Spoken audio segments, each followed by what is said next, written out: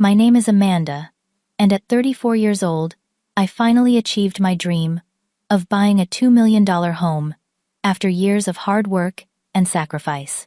As an executive at a leading tech company, I was beyond excited to show off my beautiful new place at my housewarming party. Family dynamics have always been complicated for me, but I never expected my perfect day would turn into a family showdown that would change everything. Before I tell you what happened next, let me know where you are watching from, and hit that subscribe button if you want more stories about setting boundaries with family. I grew up in a middle-class suburban neighborhood in Connecticut, where life seemed pretty normal until I turned 12. That was when my parents decided to get divorced. The split was messy and created immediate financial strain for our family. My mother Dorothy had always been a stay-at-home mom, and suddenly she was thrust into the workforce with limited skills and 2 daughters to support.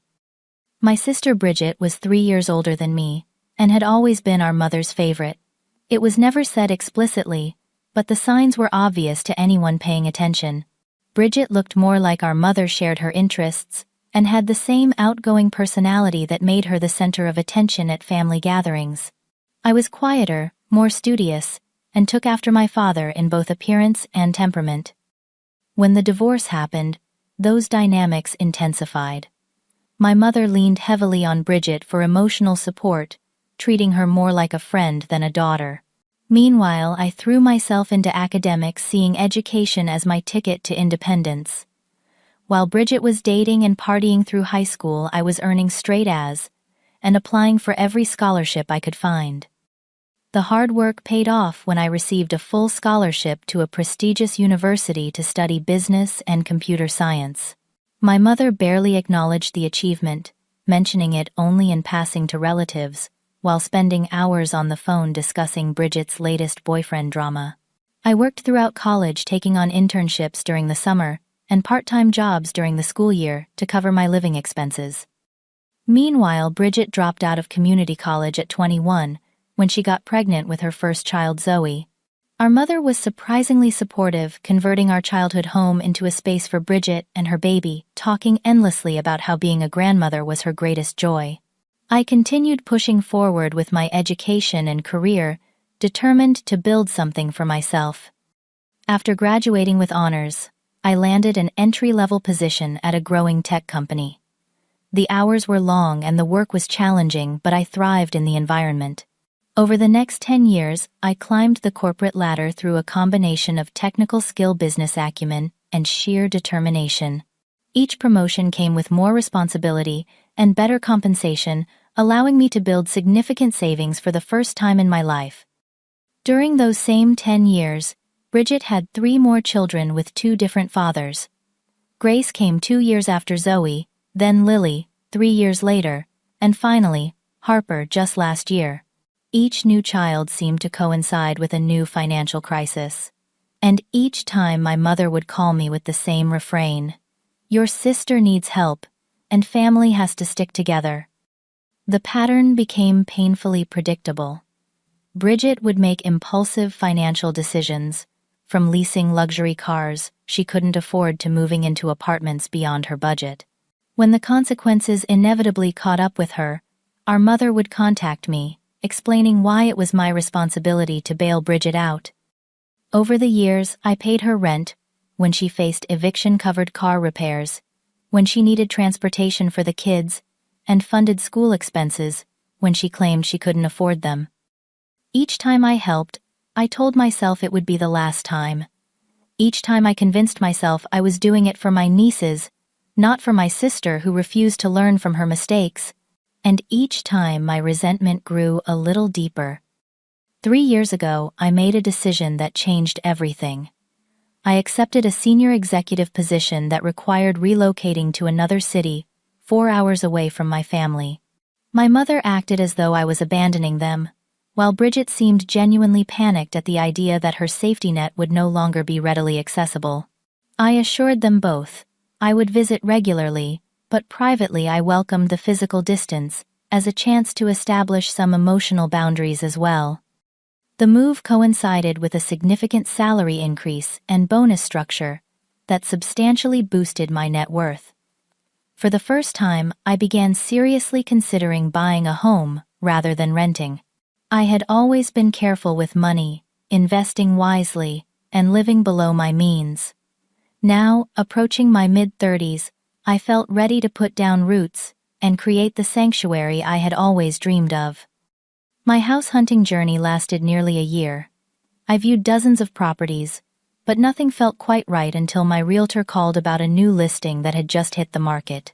The moment I walked through the front door, I knew this was the one. 5 bedrooms, 4.5 bathrooms, a stunning kitchen with top-of-the-line appliances, a home office with built-in bookshelves and a backyard with a pool and patio, perfect for entertaining. At $2 million, it was at the top of my budget, but I could make it work. The house represented everything I had worked for all these years. Each room, each feature, each carefully designed space was a testament to my journey from that quiet, overlooked child to a successful woman who had built a life on her own terms. When I signed the closing documents, I felt a profound sense of achievement mixed with disbelief. This beautiful home was actually mine. I spent the next month making the space truly my own. I hired painters to transform the walls with a palette of soft blues and greens, invested in comfortable but elegant furniture, and carefully selected artwork that spoke to my aesthetic. Every decision was deliberate, creating an environment that felt both luxurious and welcoming, sophisticated, yet comfortable. Once everything was in place, I decided to host a housewarming party. I wanted to celebrate this milestone with friends and colleagues who had supported me throughout my career. After some consideration, I added my family to the guest list as well. Despite our complicated history, I hoped the occasion might represent a fresh start. Perhaps seeing my success firsthand would help them understand my boundaries going forward. I planned every detail meticulously. I hired a catering company known for their exquisite appetizers and cocktails, arranged for a bartender to serve drinks throughout the evening, and even brought in a florist to create stunning arrangements for each room. The guest list included 50 people, a mix of work associates, friends from various stages of life, and yes, my small family. The day before the party, I received a text from Bridget that sent a small shiver of apprehension down my spine. So excited to see your new place tomorrow. I have big news to share with everyone. Trust me, you will never forget this housewarming. I tried to dismiss my unease as paranoia born from years of difficult interactions. Surely even Bridget wouldn't try to hijack my housewarming party. I focused instead on the final preparations, determined to make the event perfect in every way. This was my moment, my celebration, my home. What could possibly go wrong? The morning of the party dawned bright and clear, perfect weather for an event that would flow between indoor and outdoor spaces. I woke up early, too excited to sleep in despite having been up late finalizing details. Walking through my house in the gentle morning light, I felt a surge of pride and contentment. Every surface gleamed, every room looked magazine-worthy, and the caterers would arrive in just a few hours to set up. I spent the morning arranging last-minute touches, lighting scented candles, adjusting flower arrangements, and testing the carefully curated playlist that would provide background music throughout the evening. By the time the catering team arrived at 3 in the afternoon, everything was ready. The party was scheduled to begin at 6, giving me plenty of time to shower, dress, and prepare myself mentally for hosting. The first guests arrived promptly at 6, a group of colleagues from work, who exclaimed appreciatively as they entered the grand foyer with its soaring ceiling and elegant chandelier. I gave them a quick tour, feeling a flutter of pleasure at their genuine admiration of my new home. "Amanda, this place is absolutely stunning," said Marcus, my department head. "That view from the back patio is worth every penny." "The kitchen is a chef's dream," Rachel added, running her hand along the marble countertop. "I cannot believe you found this place in this market." As more guests arrived, I settled into the role of gracious hostess, accepting housewarming gifts, introducing people who hadn't met before, and ensuring everyone had a drink in hand. The caterers circulated with trays of delicious appetizers, and the atmosphere quickly became festive and relaxed. My father arrived with his new wife Patricia, around 6:30. Our relationship had improved since the divorce, though we would never be especially close. He gave me an awkward hug and presented me with an expensive bottle of champagne. "Quite a place you have here, Amanda," he said, looking around with obvious approval. "You have done very well for yourself." "Thanks, Dad," I replied, feeling a small glow of satisfaction at his acknowledgement. "Let me show you around." As I guided them through the house, pointing out features and sharing my plans for various spaces, I could sense a genuine pride in my father's responses. Patricia, who had always been kind if somewhat distant, complimented my taste and asked thoughtful questions about my design choices.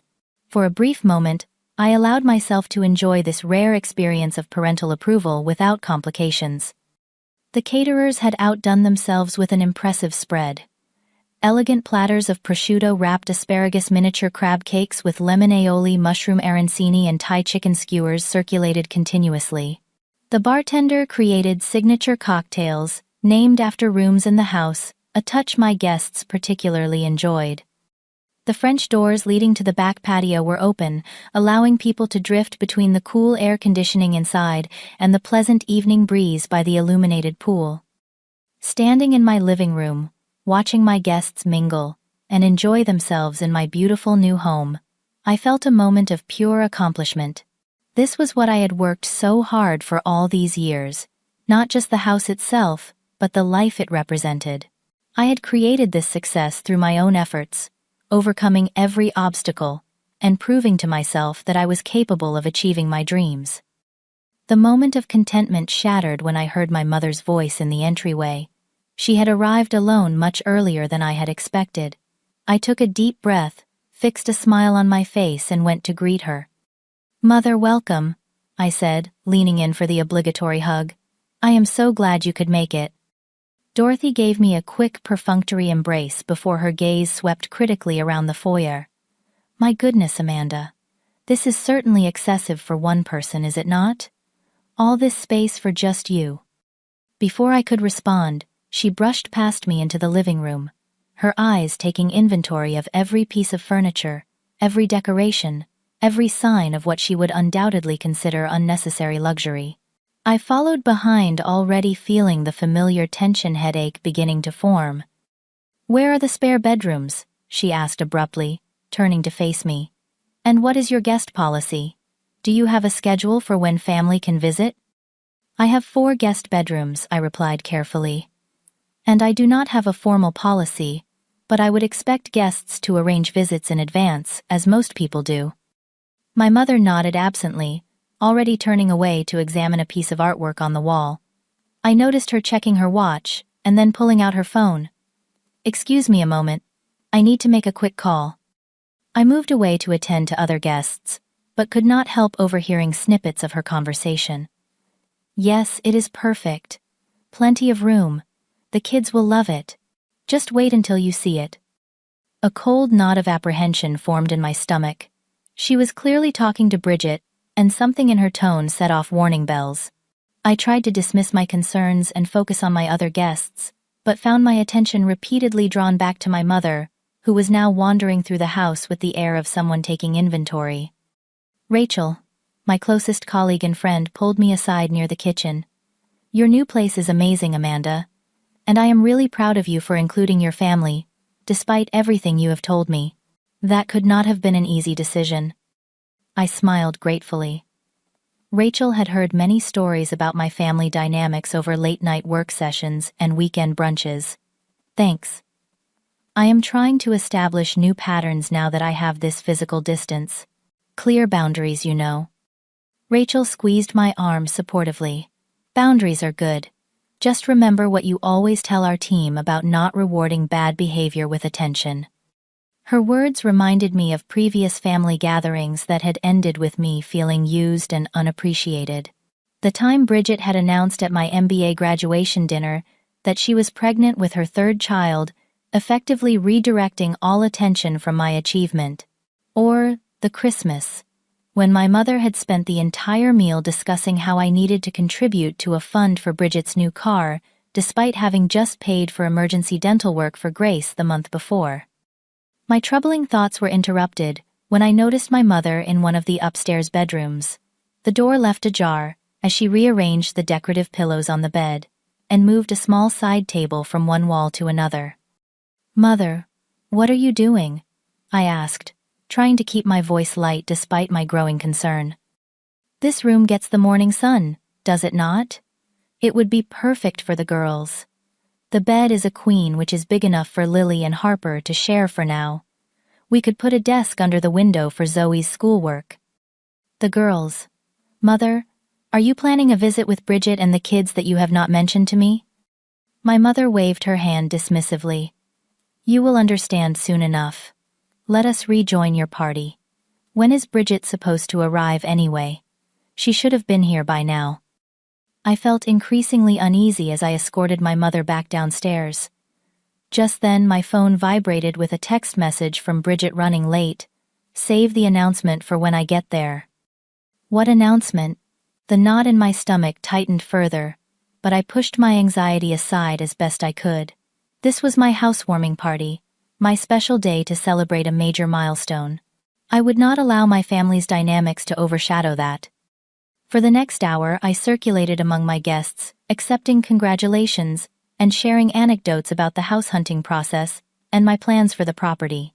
Yet all the while I found myself distracted watching the door and checking my phone, dreading whatever my sister had planned.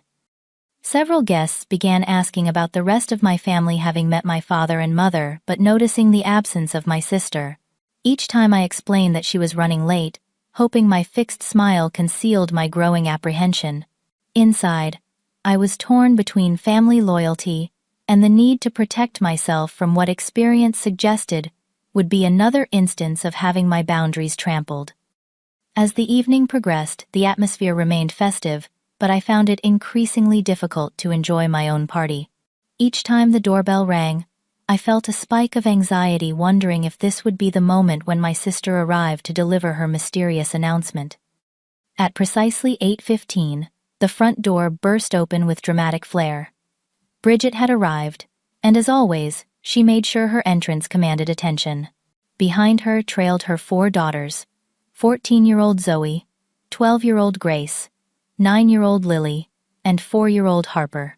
The girls spilled into my foyer with the chaotic energy of children who had been confined in a car too long.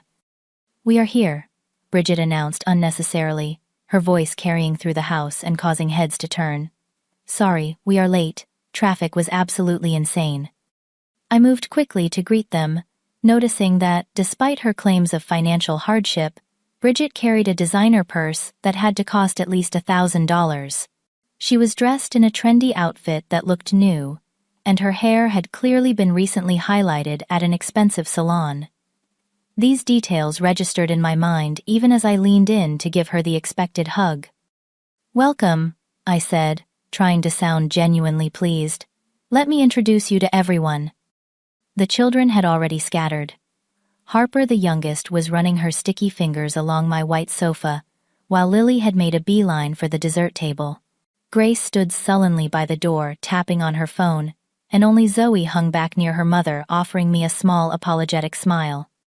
I made awkward introductions to those nearby watching, as my carefully cultivated professional image was juxtaposed against the chaos my sister brought with her.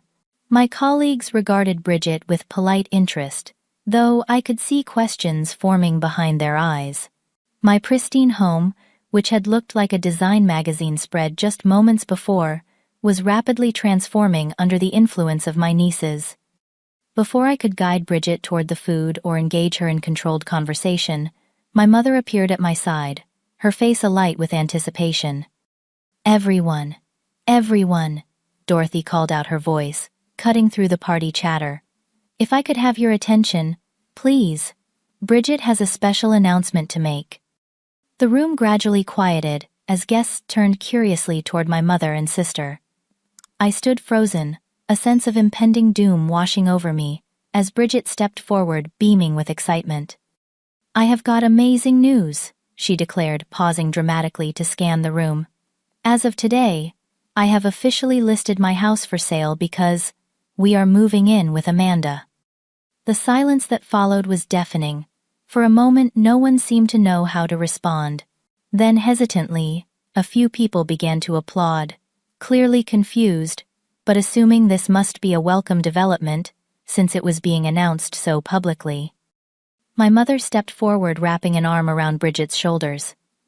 "Is it not wonderful?" she gushed. "The girls need the space more than Amanda does alone. This beautiful house will finally be filled with family." The children, picking up on the cue, began to cheer. Harper clapped her hands and spun in circles, while Lily and Grace exchanged excited glances. Only Zoe remained subdued, watching my face with knowing eyes. I felt physically ill. The room seemed to tilt slightly, and I had to lock my knees to remain standing. My mind struggled to process what was happening. Moving in. My sister and her 4 children moving into my brand new home. The home I had worked so hard to afford, the sanctuary I had so carefully designed. Around me, guests were offering confused congratulations or awkwardly looking away. My colleague Marcus raised his eyebrows at me questioningly, while Rachel wore an expression of barely concealed outrage on my behalf. Before I could gather my thoughts enough to respond, Bridget continued her announcement. "It is just perfect timing. My lease is up at the end of the month, and Amanda has all these empty rooms going to waste. Plus, the school district here is so much better for the girls." I finally found my voice, though it came out quieter than I intended. "Wait, we have not discussed this." My mother immediately cut me off. "Family does not need to discuss helping each other. That is what family is for. Right, everyone?" More confused murmurs and nods from the guests, who were clearly unsure how to navigate this unexpected turn of events. Bridget was already moving toward the staircase, gesturing for her daughters to follow. "Come on, girls. Let us go pick out your bedrooms. Zoe, you will probably want the one with the window seat. Grace, there is a perfect room with space for your gymnastics trophies." I watched in stunned disbelief as my sister led a parade of guests upstairs to show off rooms she had never even seen before. My mother followed behind, already discussing color schemes and furniture arrangements, as though the decision had been made and agreed upon. Numbly, I followed the group up the stairs, arriving just in time to see Harper peeling stickers from her jacket and applying them to the frame of an expensive piece of artwork in the hallway. "Harper, no!" I exclaimed, moving quickly to intercept her. But the damage was already done. Cartoon character stickers now decorated the custom frame I had chosen just weeks ago. "Sorry," the 4-year-old said without sounding remotely apologetic. "I am making it prettier." In the guest bedroom that I had set up as a secondary office space, Grace was loudly complaining about the boring wall color. "Can we paint it purple, Mom? This beige is so dull." Lily had already opened the closet and was rearranging items I had stored there. "Is there room for my dollhouse? And can we get a dog now that we have a yard? I have always wanted a big dog." Zoe alone stood apart from the activity, leaning against the doorframe with her arms crossed. When our eyes met, she mouthed a silent sorry that only deepened my sense of betrayal. Even she had known about this plan before I did. Downstairs, I could hear guests making excuses to leave early. The festive atmosphere had been irreparably damaged by the unexpected family drama. I should have been downstairs, thanking people for coming, accepting their housewarming gifts, and cementing new friendships. Instead, I was watching helplessly as my home was being mentally subdivided and reassigned without my consent. In what had been designated as my home office, with its custom-built bookshelves and ergonomic workspace, my mother and Bridget were discussing necessary renovations to make the house more family-friendly. "This office can easily be converted to a playroom," my mother was saying. "The bookshelves can hold toys instead of all these workbooks, and we should look into child-proofing the pool area right away." "I was thinking the master bedroom might actually work better for me," Bridget added casually. "Since I need the attached bathroom for getting the girls ready in the morning, Amanda could take one of the other bedrooms." I stood in the doorway, unable to believe what I was hearing. They were not just planning to move in, they were planning to displace me in my own home. The final straw came when I overheard Bridget on her phone in the hallway.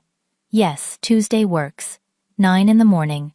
The address is 725 Oakwood Drive. Yes, that is right, the big house, with the circular driveway. When she hung up, I approached her, struggling to maintain my composure.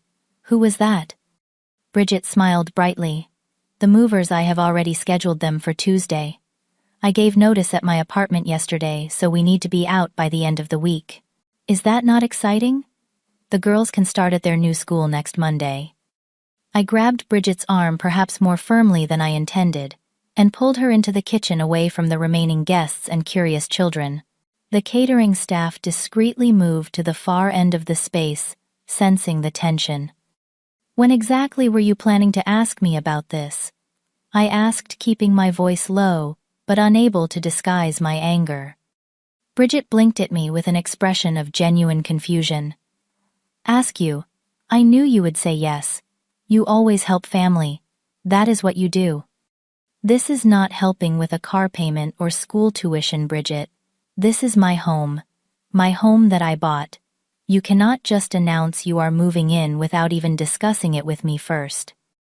But it makes perfect sense, she insisted, her tone becoming defensive. You have this massive house all to yourself. We are crammed into that tiny apartment since Jeff left. The girls need space to grow. Before I could respond, my mother appeared at Bridget's side, presenting a united front, as she had done countless times before. What is the problem here? Why are you making a scene at your own party, Amanda? I am not making a scene, I replied, struggling to keep my voice steady. I am trying to understand why Bridget thinks she and her 4 children are moving into my house without ever having a conversation with me about it. My mother's expression hardened. After everything we have done for you, this is how you repay family loyalty, by begrudging your own sister and nieces a roof over their heads. What exactly have you done for me? The words escaped before I could stop them, releasing years of pent-up frustration. I put myself through college. I built my career from nothing. I saved for this house for years. No one handed me anything. We raised you, my mother snapped. We supported your decision to move away for that job. We have always been there for you. Memories flashed through my mind, the pattern of my family, taking advantage of my success year after year. The time Bridget had borrowed money for a security deposit on an apartment, only for me to discover she had used it for a vacation instead. The Christmas when my mother had opened a credit card in my name to buy family gifts that went primarily to Bridget and her children. The countless times my achievements had been minimized, while Bridget's smallest efforts were celebrated. Our heated discussion was interrupted by a crash from the dining room. I rushed in to find Lily with a paintbrush in hand, having knocked over a container of watercolors onto my hardwood floor. She had apparently decided to paint a mural on my dining room wall. Lily, what are you doing? I exclaimed, grabbing paper towels to blot the spill before it could stain. Making it prettier, she replied, echoing her younger sister's earlier words. Mommy said we can decorate our new house however we want.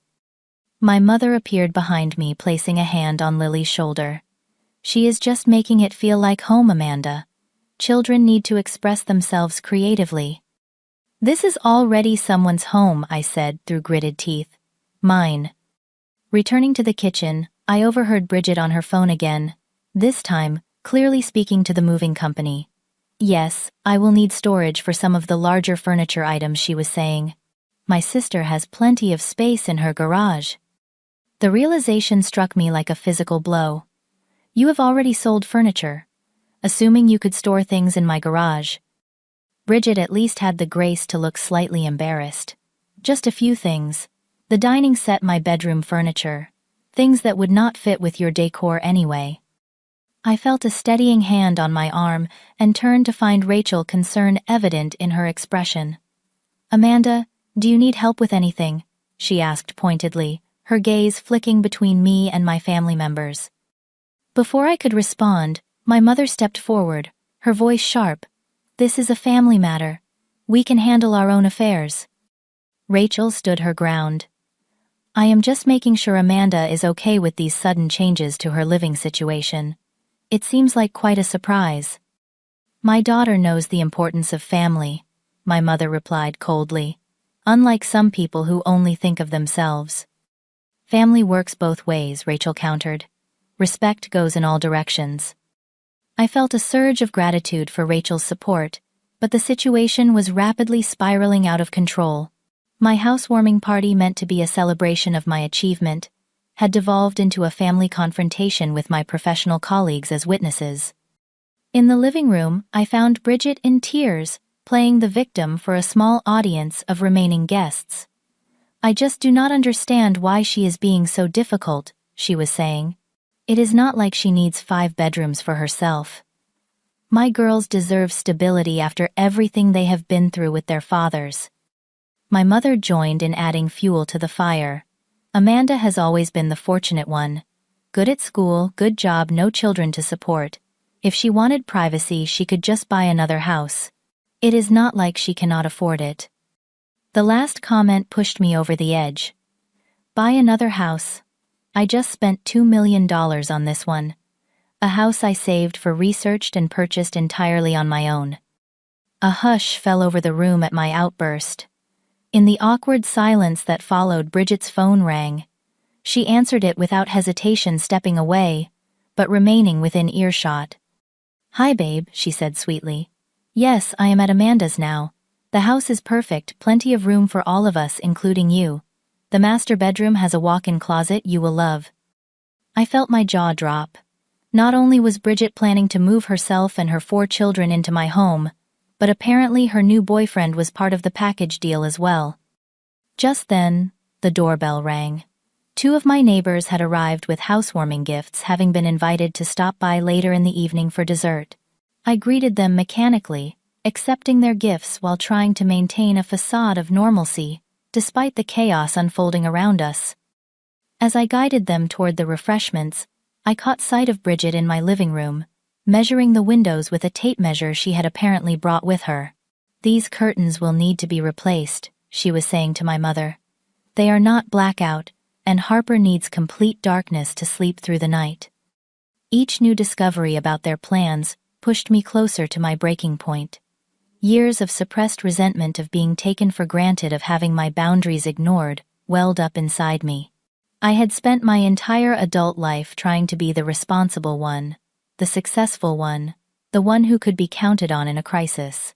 And this was how my family repaid me, by treating my greatest achievement as if it were communal property to be divided up according to their needs and desires. The final straw came when I returned to my home office, to find my mother and Bridget examining my desk and bookshelves with critical eyes. "This will all have to go, of course," my mother was saying. "The girls need a proper playroom, and all these electronics are not suitable. That glass desk is a hazard with children around." "We can convert the garage for Amanda's office stuff," Bridget suggested. "That way she can still work from home when she needs to, but it will be out of the way." As they continued planning the destruction of the space I had so carefully designed for my professional needs, something inside me snapped. The last thread of patience, of family obligation, of misplaced guilt finally broke. In that moment, I knew I needed to take back control of my home and my life, no matter how uncomfortable the confrontation might be. I took a deep breath, smoothed down my dress, and walked purposefully to the center of my living room. The party had dwindled to about 20 guests, a mix of confused friends, uncomfortable colleagues, and my immediate family members who had created this disaster. "Could I have everyone's attention, please?" I called out, my voice steadier than I expected. "I need everyone to gather in the living room for a moment." As people began to assemble, I excused myself briefly and went to my bedroom. From my nightstand drawer, I retrieved a folder containing several important documents. My hands trembled slightly, but my resolve was firm. This had gone far enough. When I returned to the living room, I found my mother standing at the center, one arm around Bridget's shoulders. She had apparently decided to take charge in my absence. "While we are all gathered," Dorothy announced to the remaining guests, "I think we should take a moment to celebrate not just Amanda's new home, but the fact that this beautiful house will soon be filled with the laughter and love of trees. Family. Bridget and her girls will bring so much life to these empty rooms." Bridget nodded enthusiastically. We are thinking of painting the living room, a warmer color, maybe a nice terracotta. And the kitchen island needs to be child-proofed, of course. The bathrooms will need some updating too. More storage for all our toiletries. I stepped forward, the folder clutched firmly in my hand. Before we go any further with these plans, I said calmly, there is something important I need to share with everyone. My mother frowned at the interruption, but I continued before she could object. 3 weeks ago, I received a call from a realtor friend who handles properties in Bridget's neighborhood. She mentioned that a house on Maple Street had just been listed for sale, a house that sounded very familiar. Bridget's smile faltered slightly, confusion crossing her features. It seems, I continued, that someone had decided to sell their house rather suddenly. The listing agent mentioned that the owner was a single mother with 4 children who needed to move quickly due to financial difficulties. I opened the folder and removed the document on top. When I heard this description, I had a suspicion. You see, over the years I have learned that when my sister makes sudden financial decisions, they often result in phone calls asking for my help. So I decided to be proactive this time. My mother stepped forward, her expression darkening. Amanda, what have you done? Something I probably should have done years ago, I replied. I set up a meeting with the listing agent through my company's LLC. I made a competitive offer on the house through my business entity. The seller never knew who the buyer was. Bridget's face had gone pale. You cannot buy my house without telling me. Actually, I can. And I did. I held up the document in my hand. The offer was made through Westside Properties LLC. Your realtor told you it was the best offer on the table, so you accepted it. The deal closed 3 days ago. Stunned silence filled the room. My remaining guests exchanged uncomfortable glances, clearly shocked by this unexpected turn of events. My father, who had remained on the periphery of the drama until now, moved closer, his expression unreadable. You paid fair market value, I continued, looking directly at Bridget. I did not take advantage of your situation. In fact, my offer was slightly above asking price to ensure it would be accepted. The money has already been transferred to your account. But why would you do this? Bridget demanded, her voice rising. Were you spying on me? I was protecting myself. I corrected her. And, as it turns out, that was the right decision. You were planning to sell your house and move your entire family into mine without even asking me. You were going to present me with a fait accompli, assuming I would have no choice but to accept. My mother attempted to intervene. This is completely underhanded. You deliberately deceived your sister. No more underhanded than planning to invade my home without my permission, I countered. The difference is that my solution actually helps everyone. I now own the house Bridget was planning to leave. As the owner, I can offer her a continued lease at a fair rate. I removed another document from my folder. I have already prepared a lease agreement. The rent is reasonable for the area, well within what Bridget can afford with her income. She and the children can stay exactly where they are in the home they already know, in their current school district with all their existing furniture. Bridget stared at me in disbelief. You expect me to rent my own house back from you? It is not your house anymore, I reminded her gently. You sold it, without consulting me about your plans to move into my home, I might add. But yes, I am offering you the opportunity to stay there as my tenant. My mother's face had turned an alarming shade of red. This is unacceptable. You cannot treat family this way. Actually, I think Amanda is being incredibly generous, my father interjected unexpectedly. She has found a way to help Bridget stay in her home, rather than displacing her own life to accommodate poor planning on Bridget's part. Several of my friends nodded in agreement, and I caught Rachel's subtle thumbs up from across the room. The lease terms are straightforward, I continued, refusing to be derailed. Market rate rent with the first 2 months discounted to help with the transition. Standard clauses about maintenance and repairs with me as the landlord, covering major issues as legally required. All perfectly normal and fair. Bridget's expression had shifted from shock to anger. You have been planning this all along. You knew I was in financial trouble, and instead of helping me like a sister, should you took advantage? No, I created a solution that respects everyone's boundaries, I corrected. I am helping you keep your home. I am just not giving up mine in the process. My mother stepped between us, her voice shaking with barely controlled fury. I did not raise you to be so cold and calculating, Amanda. Where is your sense of family loyalty? My loyalty has been demonstrated through years of financial support, I replied steadily. But loyalty should not require me to sacrifice my own home and happiness. There is a difference between helping family and being exploited by them. Bridget began to cry in earnest, now tears streaming down her face as she clutched at our mother's arm. She has trapped me. What am I supposed to do now? You have two perfectly good options, I said calmly. You can continue living in your current house as my tenant with very reasonable terms, or you can use the money from the sale to find another place that suits your needs. What you cannot do is move yourself and your 4 children into my home without my consent. The room had grown uncomfortably quiet.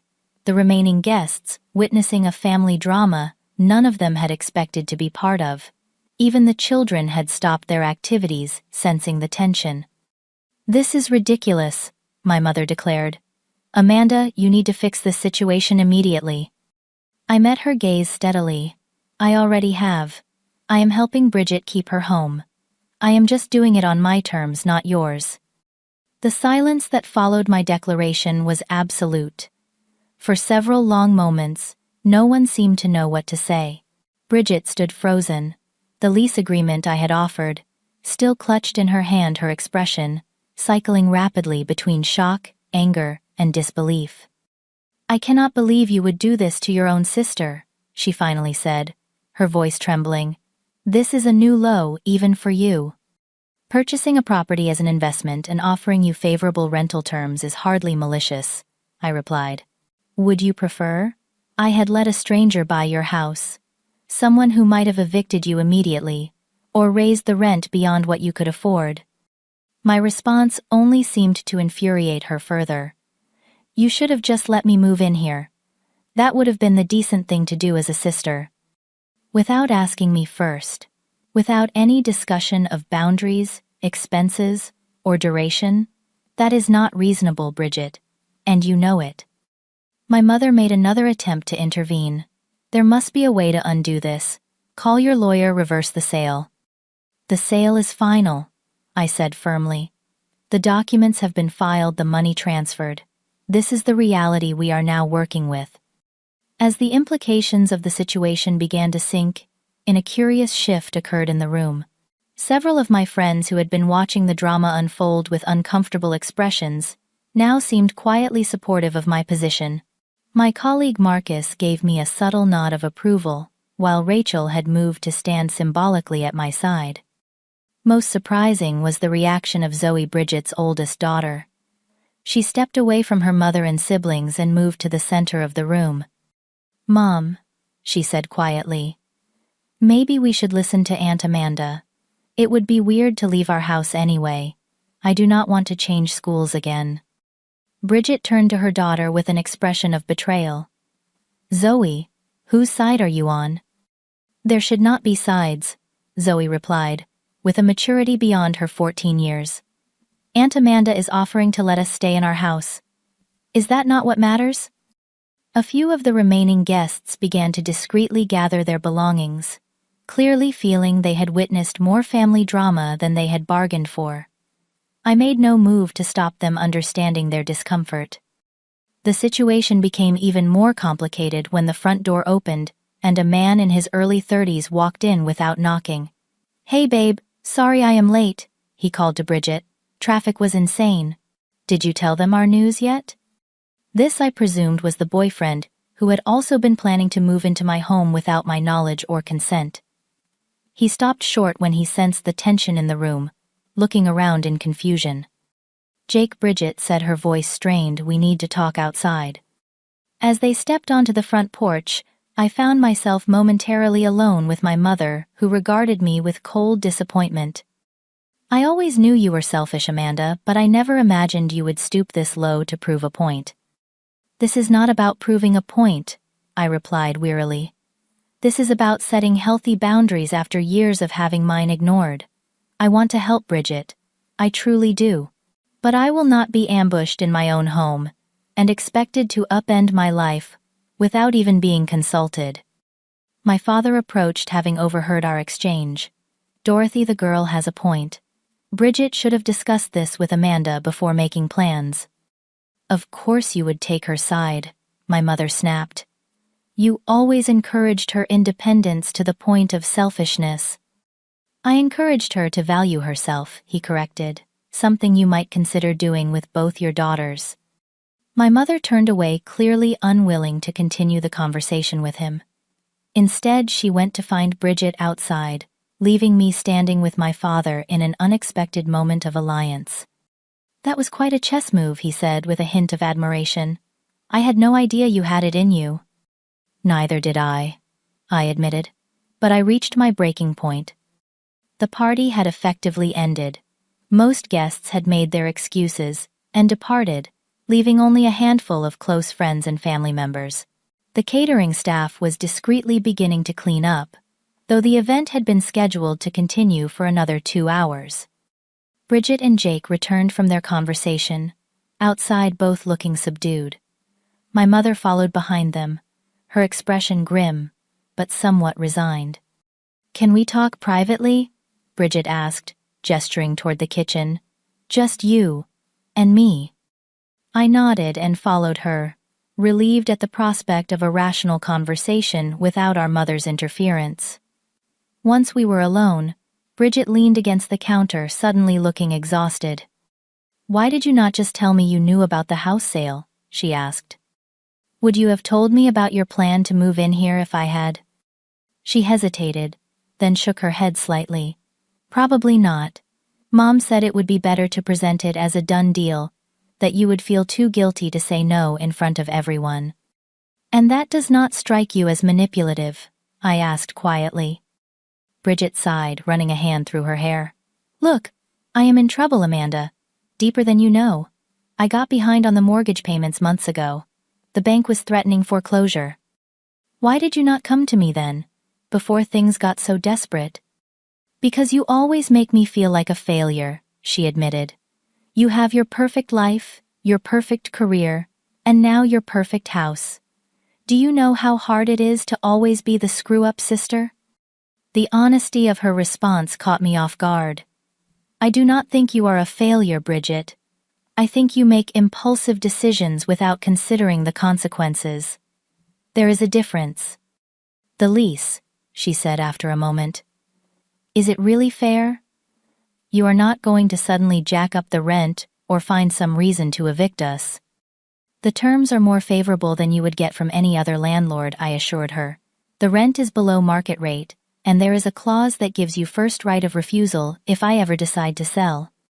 She studied my face, perhaps looking for signs of deception. And the alternative is what? Taking the money from the sale and finding somewhere new. That is an option too. The sale price was fair. You could use it as a down payment on something else, if you prefer. I am not trying to trap you, Bridget. I am trying to give you options that do not involve commandeering my home. For several long moments she said nothing, apparently processing her limited choices. Finally, she nodded slowly. I will need to read over the lease carefully, and I want my own lawyer to review it. Of course, I agreed. That is completely reasonable. A tentative truce established, we rejoined the others in the living room.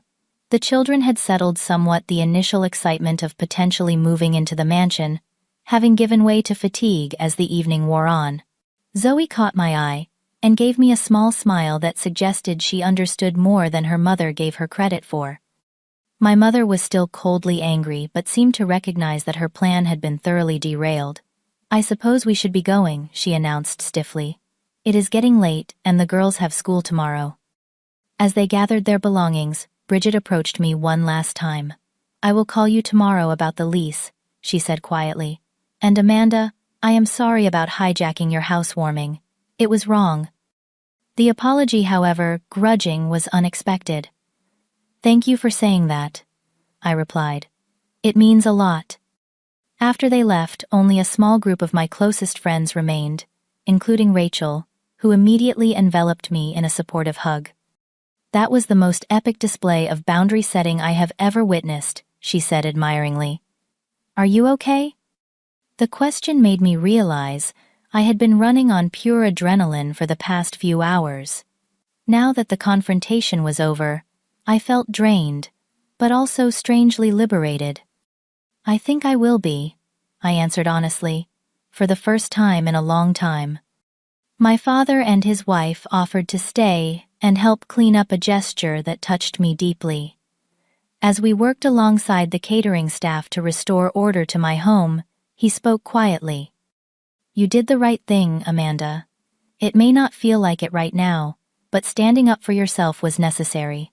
Your sister needs to learn there are consequences to her actions."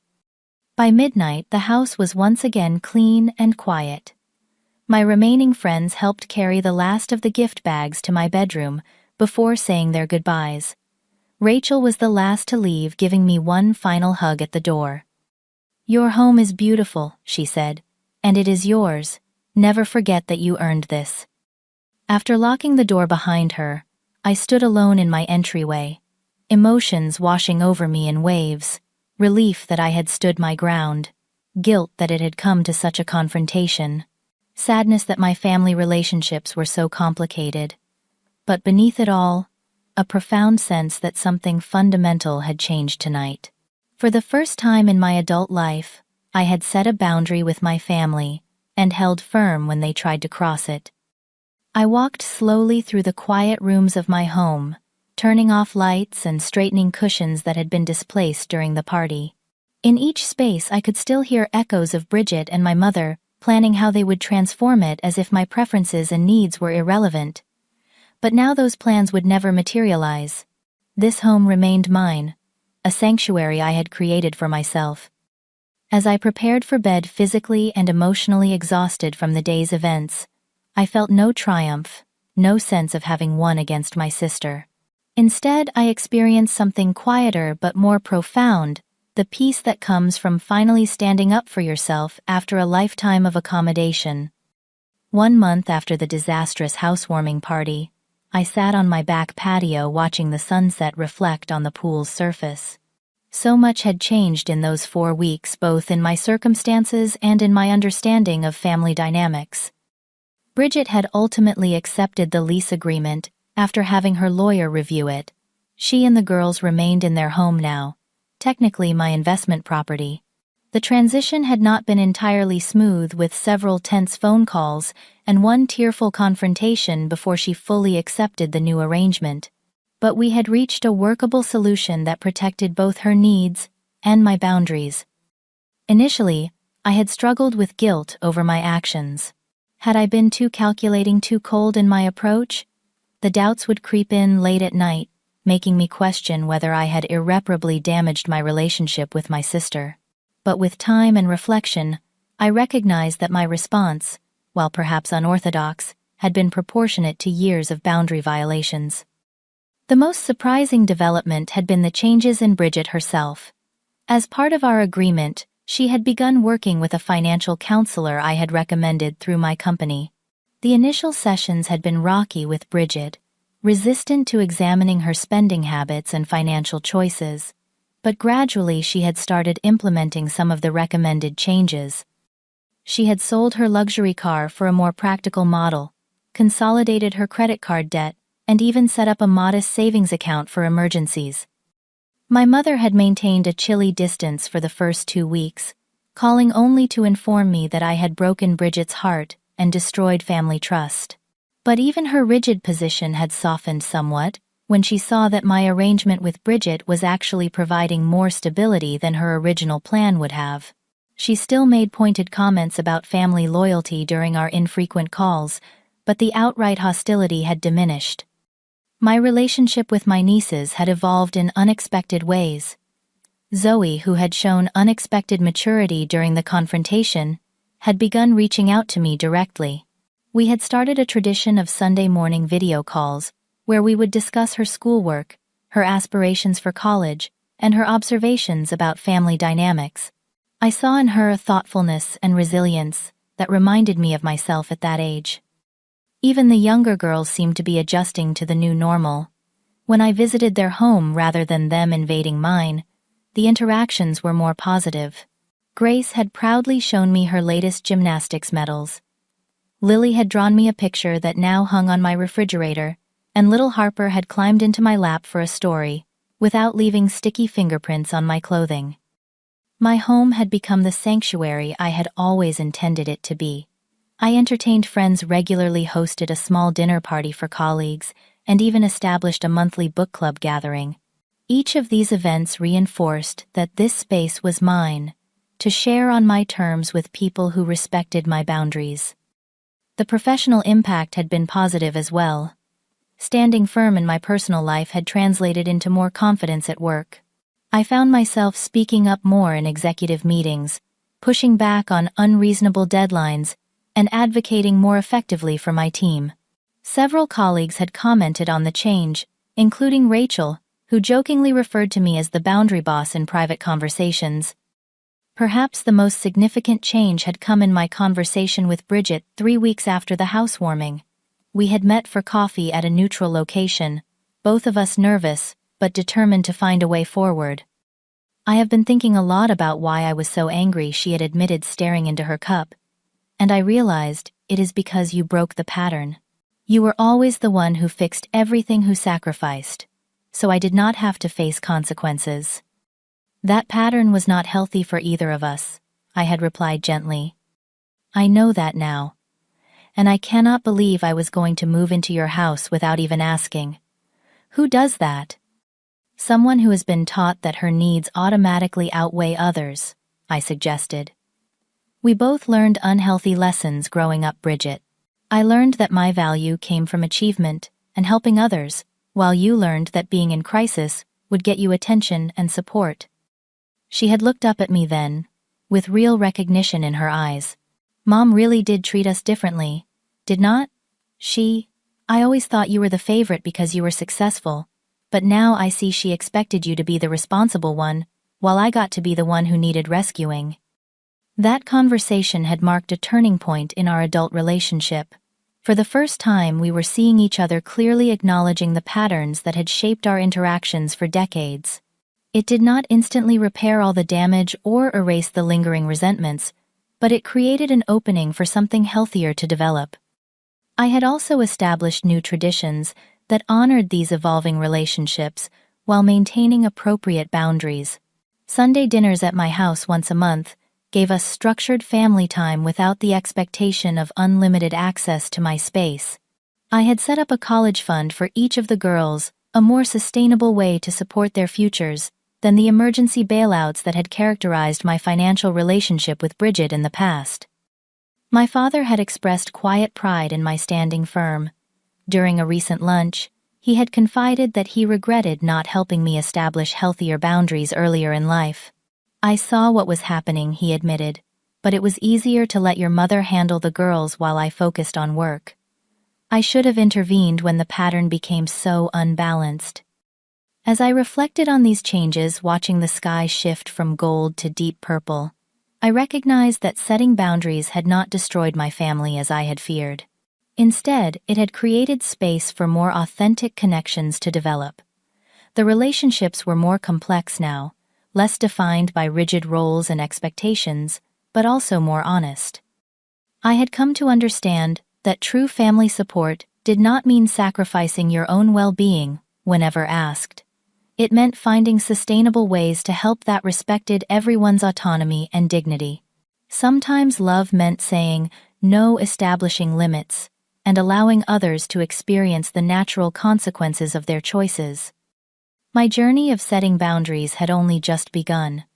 There would be setbacks, moments of doubt, and new challenges to navigate. But I had found a strength in myself that I had not known existed, a willingness to stand firm, even when it was uncomfortable. That strength would serve me well in all my relationships going forward. As the last light faded from the sky, I felt a deep sense of peace. My home remained my sanctuary, a space I had created through years of hard work and determination. I had not set myself on fire to keep others warm, and in refusing to do so, I had actually created more light and warmth for everyone. The path forward would not always be easy, but it would be authentically mine, and that perhaps was the greatest achievement of all. Have you ever had to set difficult boundaries with family members who expected too much from you? I would love to hear your experiences in the comments below. If this story resonated with you, please like and subscribe for more content about navigating complex family dynamics and personal growth. Remember that standing up for yourself is not selfish. It is necessary for healthy relationships. Thank you for listening to my story, and I hope it helps you find the courage to establish your own boundaries when needed.